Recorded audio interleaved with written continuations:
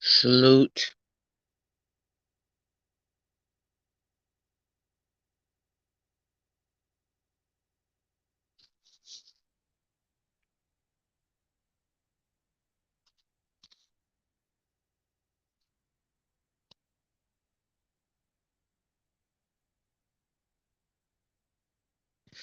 Salute. This is QI in the building. I set up this live a couple of days ago when Funky Dineva was hot. He was hot for being a gay misogynist. Now, let me just say, uh, I'm in the life, which means I've been on the scene, which means I have experienced both boots on the ground, offline, as well as the online scenario of being a lesbian, LGBTQ. I'm experienced, as I've told people that, I'm a part of one organization, which is a fraternity for studs, and we have sisters, as well as I have my own. Now, in that organization, that fraternity, I do have authority. Of course, you know that in my own organization, me being CEO, founder, I have authority. Through both of them, I've been the oldest, one of the oldest. And so, like in one, they call me Papa Smurf, and in the other, my name has always been creative in both organizations. But I can't. I like a lot of people who are not in the community or who may be new to the experience. I could tell a lot of people don't have experience online. A lot of people don't have experience online. I have been called the Rosa Parks of the studs or the lesbians. I like that title because I do that offline as well as on. But one thing that I experienced and I know because I have a lot of gay male friends. And when you say gay, that means male. When you say lesbian, that means female. So when I say gay, I mean male. But I have a lot of gay friends, whether they be flamboyant, uh, bottoms, which is the feminine characteristic, or, bottoms, feminine characteristics, or verse, which means that they can do both, you know, or tops. I have a lot of friends. I am in the community. I know a lot of people from in different states. So I don't lack experience when it comes down to that. So what I'm trying to say is that my experience has taught me that gay men are sometimes the most misogynist. Let me tell you what misogyny is about. It's about having your cake and your pie and eating it too. It's about like wanting that attention, um, that coddling. A lot of men get coddled. A lot of gay men get coddled simply for being a male. That's a part of black culture that does not suit us or work to our detriment. Because what we do is we weaken. And I'm not saying that they're gay because they're coddled or they're weakened because of the culture. I'm saying that even a lot of straight men or who are coddled are weakened because as you've noticed, the roles have reversed. Where a lot of men want to be pampered and taken care of, want to be housewives, playing PlayStation, eating up all the children's fruit rolls and all of their juice boxes and things of that nature, all the cereal. And that's because of how they have been raised. And in the manosphere community, they blame such things on women, but they don't want to point out that one fact because they don't want to give up the privilege of patriarchy, the privilege of misogyny, the privilege of that kind. But for us black women or for women in general, calling a male is never good, whether gay, straight, or whatever. So I'm just gonna say that gay males are men. So they grow up as boys. Nobody knows when they're growing up that they're gonna be possibly gay or whatever. So they get that cotton. And nobody wants to give up their privilege. Just like we say light skin privilege, colorism, light skin privilege. Nobody wants to give, just like you want to say white privilege or whatever. Nobody is ever going to willingly want to give up their privilege.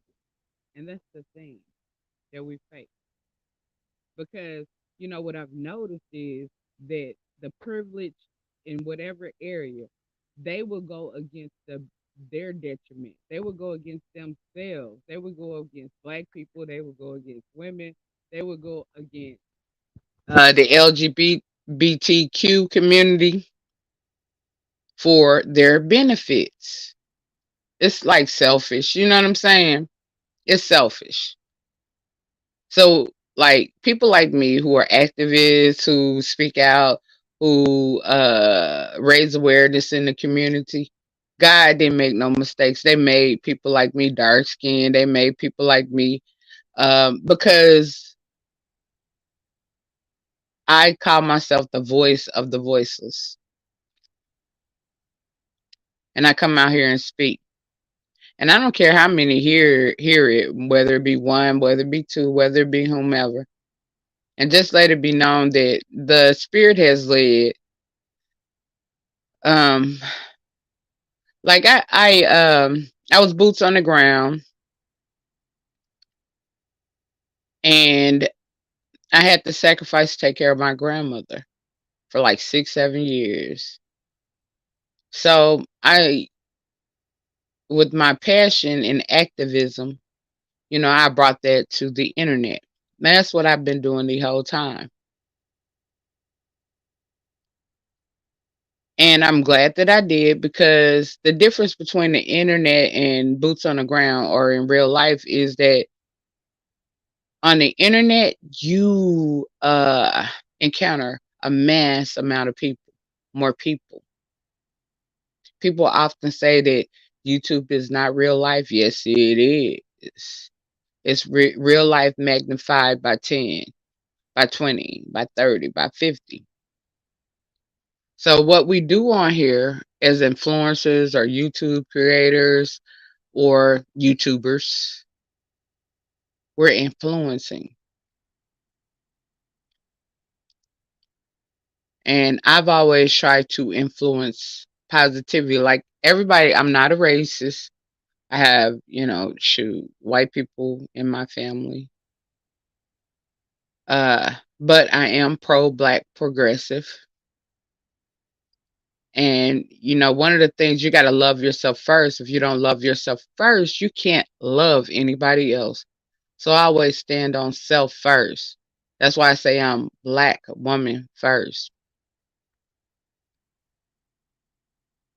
And I also fight for lesbians. I'm also so that, and then at the tail end of that, that includes the entire community, the entire LGBT community. At the end of that, that does include all black people, whether male or whomever, and then humanity. So I'm just trying to say or break down that there's levels. There's levels to it. Just because you're fighting harder for one thing doesn't mean that you hate the next or that you don't care about the next. It just simply means that you're gonna fight for your own best interest first. You're gonna love self first, and that's all that is. Because, like, once again, if you don't love yourself, how can you love anyone else? As a mother, if A mother who's a woman does not have rights, nor does her children or generations to come. And I just want you to sleep on that. But what I'm trying to say here today, and I'm going to make it simple, this was a quick one, is that most gay men are the most misogynistic because of the privilege and a lot of other psychological things. Sometimes, some of them, not all, some of them want to be women. Some of them are jealous because of the spots that the women are in. Some of them are jealous because or hate that women can easily date men who is their desire. There are a lot of components to it. And if you really like analyze a person, you can see where they come from. Now, it's wrong to let them keep sitting in there and not tell them the truth. Because it's like me, especially being a lesbian, when I see my gay brothers whom are misogynistic and whom spew out so much hatred towards women, I speak out because I'm a black woman first. And I have no problem at all with any parts of the LGBTQIA community.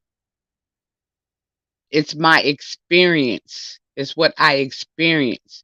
Because lesbian, like just on here, lesbians get bashed, and the gay men, anything happens, it's like there's a crowd or they're rooting. Just like in society, we. Let me give you an example. Breonna Taylor, she happened around the same time as George Floyd, but George Floyd got more publicity and more fighting, whereas Breonna didn't.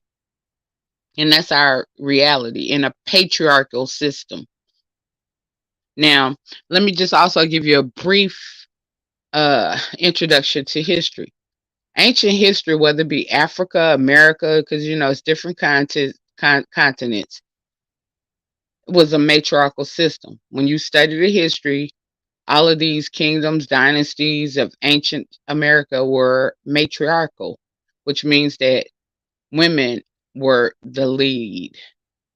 Now, I think that we had to experience this patriarchal system because how else will we learn? Sometimes you got to, see it or experience it to know it. But I just know that when it comes down to patriarchal, it's off balanced. What we're aiming for is balance. And I know I put Funky Dineva in the title because it's clear that he's a misogynistic as well as T.S. Madison. Misogynistic, and you're going to find a lot of gay males that are misogynistic. Don't let them gaslight you and let you believe that you should put your own rights, your own feelings, your own self-worth, your own esteem underneath them for their own benefit. Because in a lot of ways, misogynists are selfish and it's toxic. So I'm not going to go too deep into Funky Dineva, in which him and T.S. Madison always seems to bring out the question and always makes people, because people don't look at Funky Dineva and T.S. Madison as two gay men. They look at it like the entire LGBT community. You know how they're always saying we're on an agenda?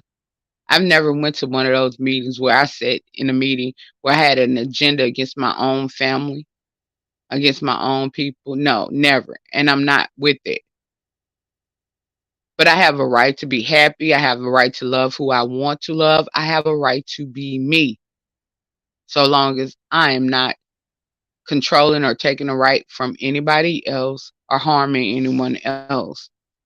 And that's the whole mission of the thing. And there's a lot of straight men out here who don't, especially studs. Now, a lot of times, straight men who are insecure with themselves, they don't like gay men altogether. But even the ones who do, a lot of times they don't like studs because they feel like we're a replacement. They're insecure because, you know, a lot of times they may not want to treat women right. And I'm not saying there are some misogynistic studs. There's some male identified studs. There's some male identified lesbians, a lot of. So I'm not saying it's one way or the other. I'm saying you can easily identify these people if you look at their characteristics. What I'm trying to say is that, you know,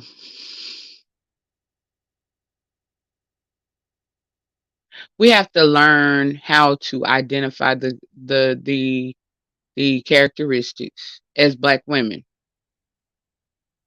And we have to do what better serves us, because what better serves Black women, better serves our family. Like, I took care of my grandmother, and I do have male cousins, male first cousins, but I took care of my grandmama, and I'm a stud. You know, we're often put in that position. We're often put in a position where we have to sacrifice ourselves for another. But that is why we're at the bottom as Black people, because it's required so much of us.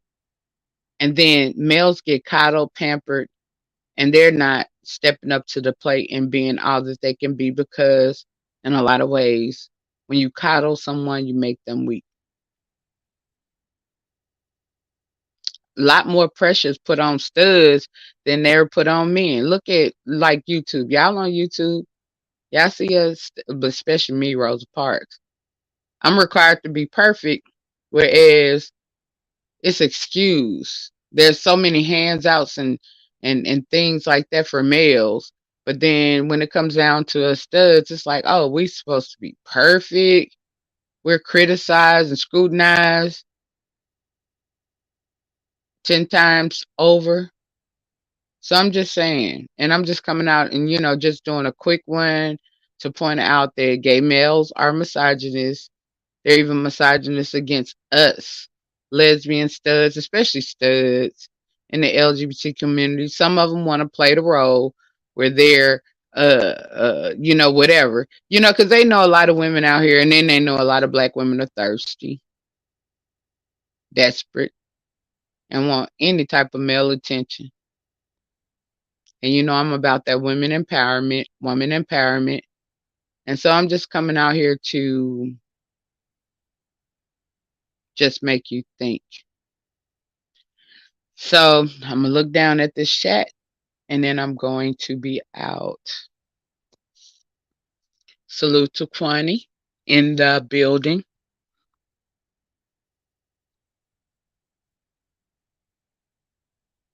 Kwani, I am a she. I'm a Black woman. I'm a Black woman. I'm a proud Black woman. I'm a proud Black woman stud. We do like to look manly, mannish, just like I do. I like that. I like looking like a man. I do a lot of manly, boyish activities, but I still know who I am, like how I was created. I haven't transitioned. I thought about it because of how comfortable I've always been a tomboy. I shot BB guns, climb trees. I still do. Shoot. I'm in the country and I love it. I love being country too. But I'm just saying that, I know that I'm a female. I was created a woman, and I just feel like I have the right to enjoy myself, to be who I want to be. I'm a non-conformist. I like who I am, but I'm still a woman, and I love who I, want to love. And like I said, I'm Black woman first.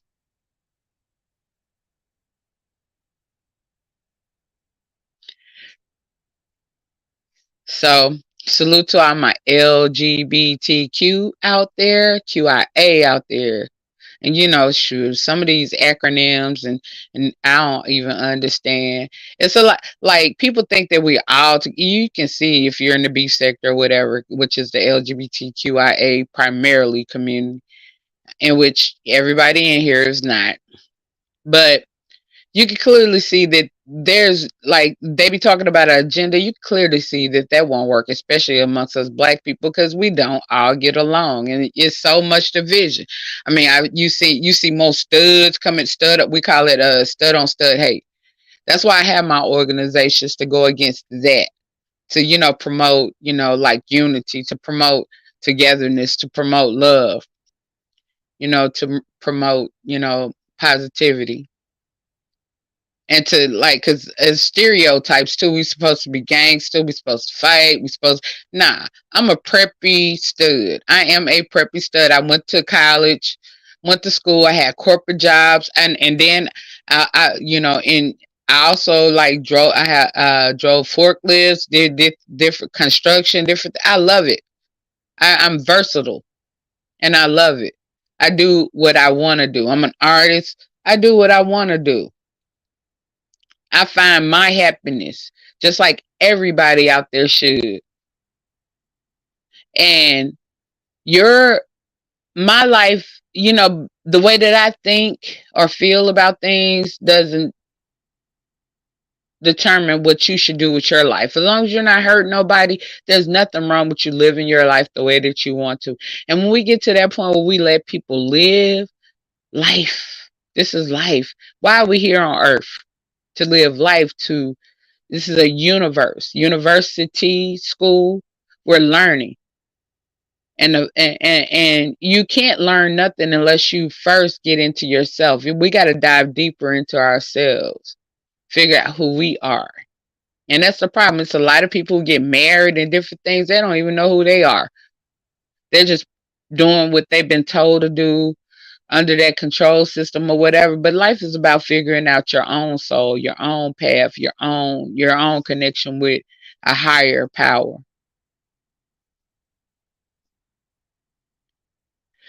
So, like I said, this was a quick one.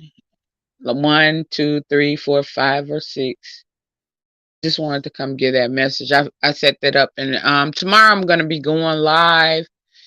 Like I'm gonna be coming live more often. I'm gonna do these short, quick ones, and then I'm gonna set up to be. I'm gonna go back to my original setup where I'm more construct because I'm working on some things at home. I'm uh trying to do some major things, and so sometimes I take a big part out of because it's not just all about YouTube, and which I like it just like everybody else, but we have to take care of real life too.